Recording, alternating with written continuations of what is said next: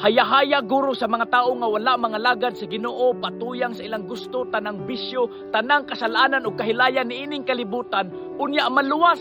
Kay sa last point sa ilang kinabuhi, nakaduol sila sa Ginoo ug nakapangayog pasaylo sama sa kawatan kadtong tapad kang Ginoong Sus. Pero actually dili gyud sila hayahay.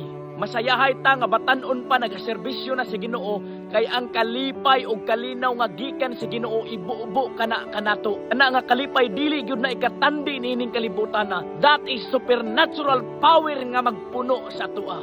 Ug wala na nila ma-experiencehan. Na ako'y kaila nga tigulang nagmahay gyud siya nga didto pa siya nalagad sa Ginoo sa diyang wa na siya mahimo sa iyang kinabuhi. Gusto unta niya masulayan ang kalipay o feeling nga nagserbisyo sa Ginoo. Apan ulahin na ang tanan. Mao na karon samtang baskog pata, mga lagad og magserbisyo gyud ta sa Ginoo kay wala gyud ta kabalo sa atong kaugmaon ug sa atong kamatayon.